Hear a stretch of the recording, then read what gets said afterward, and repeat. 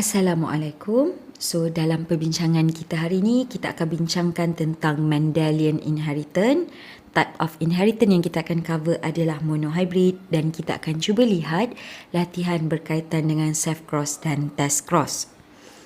Okey, jika para pelajar lihat, monohybrid inheritance ini berkait dengan satu Mendel law, iaitu Mendel first law yang kita panggil sebagai law of segregation. So, apa yang ada dalam law ini, di mana kita kena faham yang setiap individu ini untuk mana-mana karakteristik, setiap karakteristik diwakili oleh a pair of allele. Contohnya jika ketinggian, mesti dia ada a pair of allele, T besar, T besar, T besar, T kecil atau T kecil, T kecil. Okay? Dan sewaktu gamete formation, setiap individu ini, dia punya allele tadi akan berpisah. Okay, sewaktu meiosis ataupun itu yang kita kata two allele will segregate ataupun separate dan only one of each pair of allele can be presented as gamete.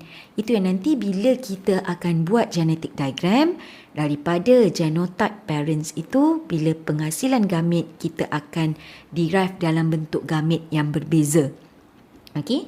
Dan bila kita bercakap tentang hukum Mendel yang berkait dengan Mendel first law, okay, bila kita buat dua jenis cross iaitu self-cross dan test cross, daripada outcome anak yang ada kita dapat daripada cross itu, kita boleh tentukan sama ada dia obey Mendel ataupun deviate from Mendel. Okay, so sekiranya outcome untuk self-cross dia genotypic ratio 1:1:2 dan phenotypic ratio 3:1, okay, manakala untuk test cross genotypic ratio 1:1 dan phenotypic ratio juga 1:1. So, kalau offspring yang terhasil untuk F2 generation itu obey this ratio, so dia adalah inheritance yang mengikut Mendel. Tapi akan ada juga nanti kita akan belajar some types of monohybrid juga, satu ciri tapi dia punya outcome itu tidak ikut ratio yang sedia ada ni. Okay? So, seterusnya, dalam task hari ini, sekiranya hari itu Madam ajar berkenaan dengan genetic diagram yang biasa, di mana daripada gamete tu kita just cross sahaja. So, saya nak upgrade your knowledge in which how if in the question they ask you to present your answer in the form of Punnett square. So, apa itu Punnett square? Okey, bila kita dah ada genotype untuk parents ataupun genotype untuk F1 yang kita nak cross, after that, we are going to derive the gamete. Okay. So, daripada gamete itu, kita akan buat pula genotype dan phenotype ataupun F1 atau F2 generation. So, dalam buat Punnett square, F2 generation itu, kita akan buat dalam bentuk table. Okay. So, berapa bilangan table yang kita akan lukis, dia bergantung kepada berapa bilangan gamete yang ada.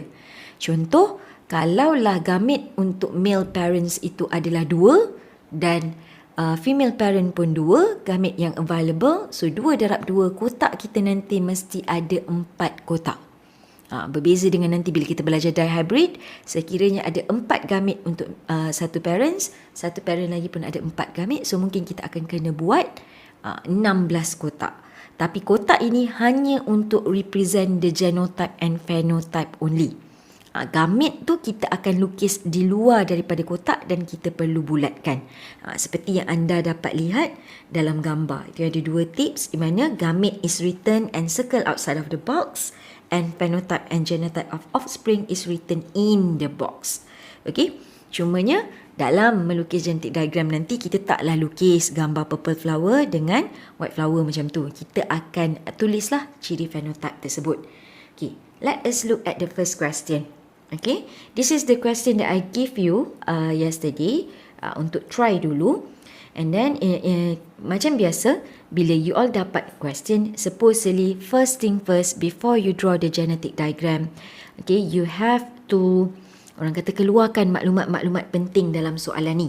Okay, contohnya dalam soalan ni dia kata when Mendel cross contrasting true breeding. Okay, kat situ dah ada kata kuncinya. Okay, di mana true breeding ini, okay, merujuk kepada kita tahu macam pure breeding juga. Okay, dan ciri yang ada dalam soalan ini, okay, kalau kita lihat adalah berkenaan dengan purple flower and white flower. So it is flower colour. So biasakan untuk bawa keluar dulu. Okay, flower colour kita tahu untuk setiap ciri mesti dia akan ada dua, dominant dan recessive allele. So kita akan ada yang pertama purple, represented by capital P. So of course ini adalah dominant. Dan juga the second one adalah white flower, represented by small p. So bila persimbolan menggunakan huruf besar dan huruf kecilnya huruf yang sama, pastikan terdapat perbezaan yang ketara masa you menulis. Jangan nampak sama je saiznya. So bahagian genotype you mungkin akan salah lah. Itu tipsnya. So apa yang kita bawa keluar ni, ini adalah dia punya alil. Okay, alil satu huruf sajalah. Okay, alil for ciri, traitnya adalah flower colour, P besar untuk purple dominant dan P kecil untuk white. Okay, white apa, purple apa, dia berkaitan dengan flower colour. Okay, di mana bila di-crosskan through breeding, white dan purple flower ini, all offspring of F1 akan dapat purple. Ini yang you all kena buktikan dalam gambar. Okay. Dan seterusnya F1 ini akan mengalami self-cross. Okay, di mana? Kalau self-cross ni maknanya apa yang you dapat untuk ciri F1 after you cross the pure breeding, you akan cross dengan genotype yang sama untuk F1 tu. Itu maksud self-cross.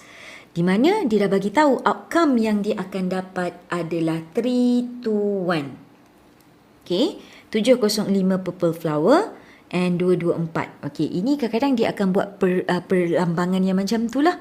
Di mana sebenarnya kalau kita buat ratio, proportionate kan, 705 ni kita bahagi dengan 224. Okay, kita akan dapat lebih kurang 3 dan 224 bahagi 224 dapat 1. Itu nisbah yang merujuk kepada nisbah 3, nisbah 1 tu.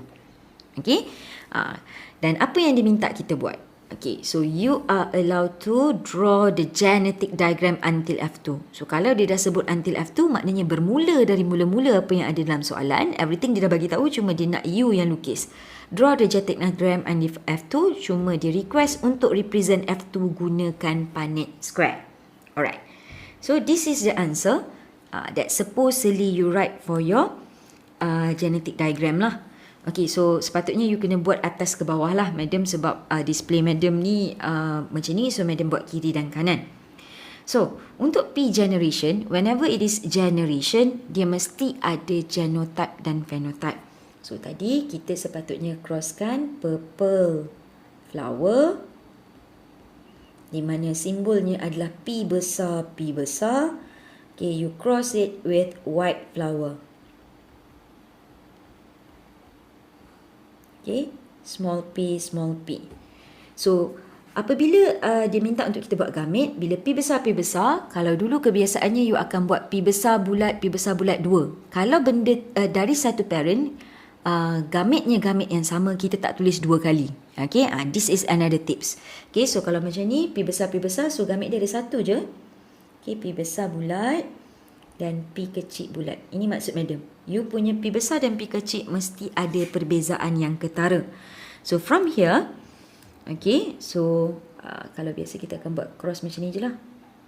Okay, di mana outcome dia nanti you akan dapat F1 genotype P besar, P kecil. Di mana ciri phenotype-nya adalah all purple flower. So tak tulis all pun tak apa. Kita tulis purple flower. So, ada satu sahaja possibility untuk F1 phenotype.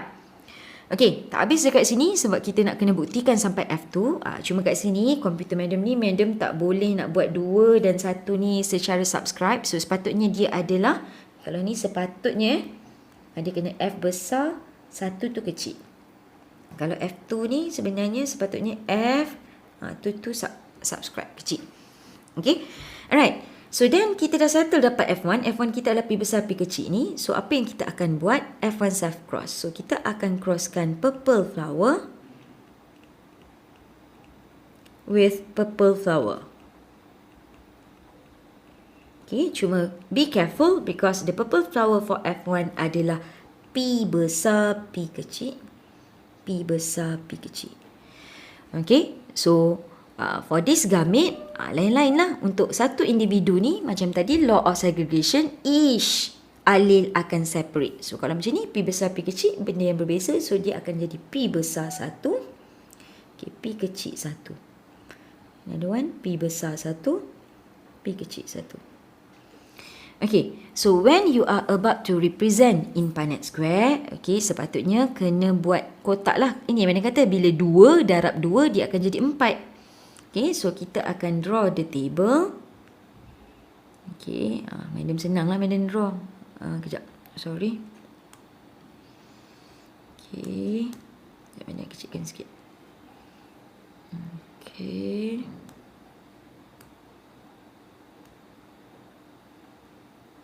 Okay, so this is madam punya okay, kotaknya. Sekejap, kita panjangkan sikit.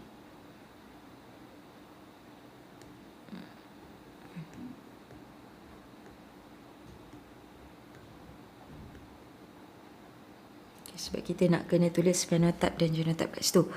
Okay, so apa yang you kena buat untuk Punnett square ni actually? Okay, so 2 ini adalah apa gamete untuk satu parent. Okay, so this one ada P besar, bulat, P kecil, bulat. Atas pun ada P besar, bulat, P kecil, bulat. Ada yang tanya madam, kalau tak nak tulis gamete yang kat atas tu boleh. Sebab kita akan tengok sama ada gamete di atas atau gamete di kiri dan kanan Punnett square. Cumanya dia tak ada kotak. Macam tadi kita tengok ada rakan kita buat, dia ada kotak. So dia tak perlu ada kotak. Okay, and then macam mana pula dengan outcome dia? So dekat dalam mana tukar colour pen Okay, ni P besar, P besar. So P besar, P besar, kita tulis purple flower. So dalam setiap kotak, okay, tak boleh purple je. Sebab tu ruang tu kena cukup-cukup. Okay, so P besar, purple flower. This one is, kalau P besar dengan P kecil, mesti yang besar kena di depan. P besar, P kecil, also purple flower. Okay, this one P kecil, P besar. So, kena P besar dulu, P kecil. Also purple flower. Okay. You all pakai pen yang sama je lah madam ni. Sebab madam nak nampakkan contradiction dia. Okay, so this one adalah P kecil, P kecil. So, this is white flower. Okay. So, later apa yang sepatutnya ada di bawah. Okay, adalah... Sekejap, dia terbesar sangat ni.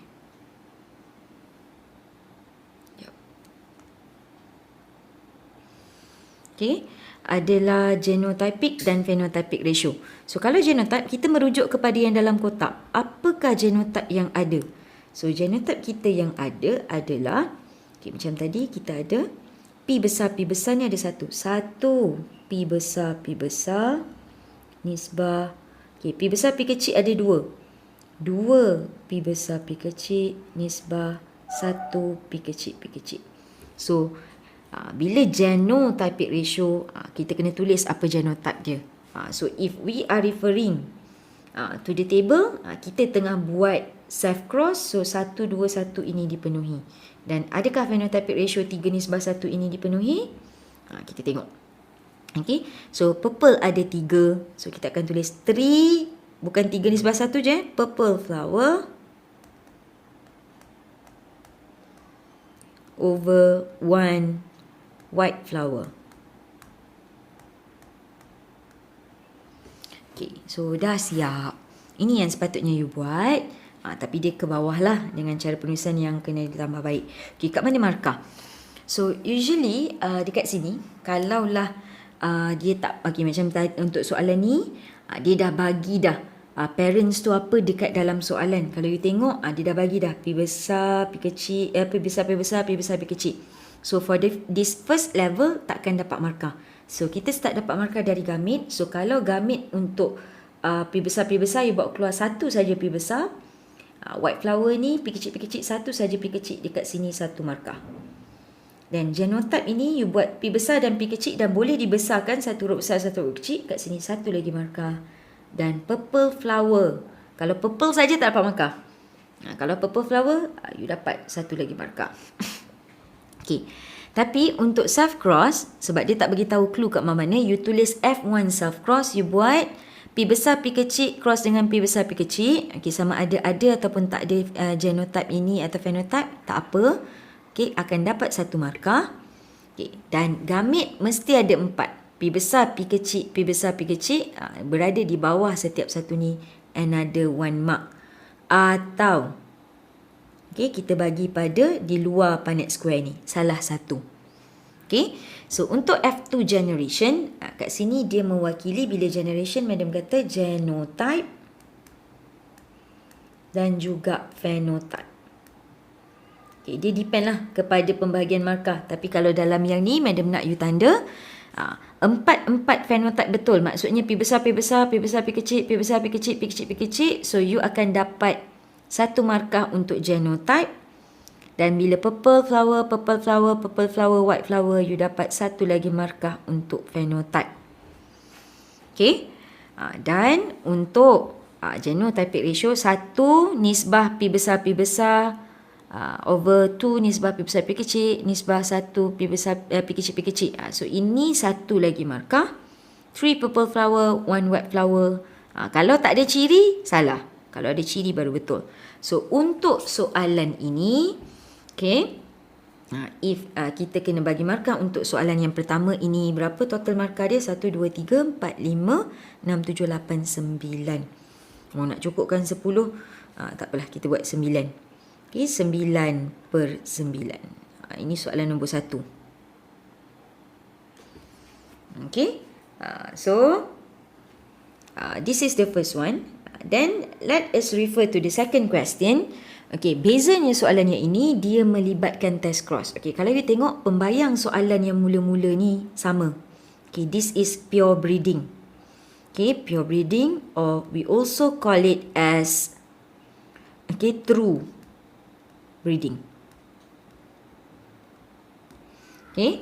So dalam ni dia buat pure breeding, true breedingnya P kecil dengan P besar semua anak dapat purple untuk F1. Tapi F1 itu apa yang berlaku kepada F1, dia buat test cross. So this is what I asked you during class tadi. Okay, kalau test cross, okay, kita tahu F1 kita test cross. So what we are going to do is F1 kita P besar P kecil tadi. So kita nak cross dengan siapa? Bila test cross, we always cross it with homozygous recessive. So ciri recessive adalah ciri white. Okay, iaitu representing by small p. So kita akan cross dengan homozygous recessive. So depend lah pada apa ciri yang you ada. Kalau lah kata huruf W ke, W besar W kecil, tapi kalau test cross mesti kacukkan dengan W kecil W kecil. Kalau M besar ke, M besar M kecil ke, okay, kita akan crosskan dengan homozygous recessive juga. Okay, so tapi ratio yang kita nak buktikan adalah 1:1. Kenapa kurang? Kenapa bukan 3:1? So sama juga dia nak you represent dalam bentuk Punnett square. Okay, so despite kita boleh buat laju sikit sebab the first generation tadi kita dah tahu. Okay, purple flower, kacuk dengan white flower. Okay, capital P, small p, dan gamitnya adalah capital P, small p. So, bila you crosskan, you akan dapat P besar, P kecil, dan purple flower. Okay, so for this part, okay, it is going to give you 4 marks. Di mana P besar, P besar, oh tak, kat sini pun 3 markah saja. Markah gamit, P besar dan P kecil yang dibulatkan, genotype dan purple flower. Okay, so untuk part test cross ni, okay, sorry, this one is, okay, test cross. Okay, di mana, okay, F1 kita tadi adalah purple flower, P besar, P kecil.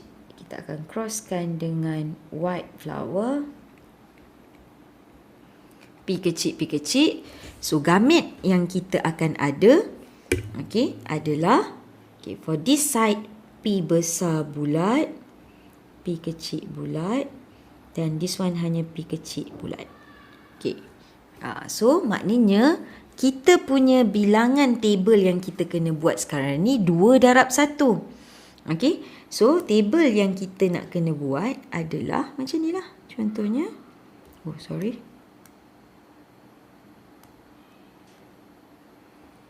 Okay, kenapa 2 darab 1? Contoh saya buat P besar, P kecil. Dia akan kacukkan dengan P kecil. So, untuk represent benda ni, table dia akan jadi 2 sahaja. Di mana P besar, P kecil akan jadi purple flower. Okay, dan P kecil akan jadi white flower.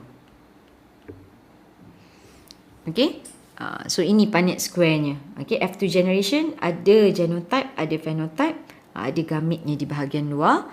Dan ratio organism yang kita akan dapat untuk genotypic ratio adalah 1 P besar P kecil nisbah 1 P kecil. Dan untuk phenotypic ratio kita akan dapat 1 purple flower. Okay, dan 1 juga white flower.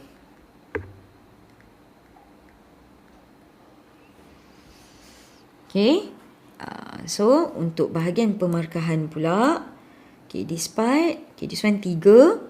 Okay, you kacukkan P besar P kecil dengan P kecil kat sini 1 markah. Gamit yang ni ada 2, besar dan kecil. Dan gamit yang kedua ni 1 sahaja. Okay, sama ada di sini atau pada bahagian Punnett square boleh.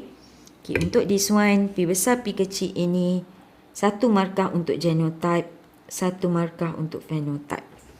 Okay, dan untuk genotypic ratio mesti ada genotype-nya 1 markah dan untuk phenotypic ratio 1 markah. So, sama juga kita akan dapat total per 9. So, untuk 2 soalan ini, total besar markahnya adalah per 18. So, tolong total up kan.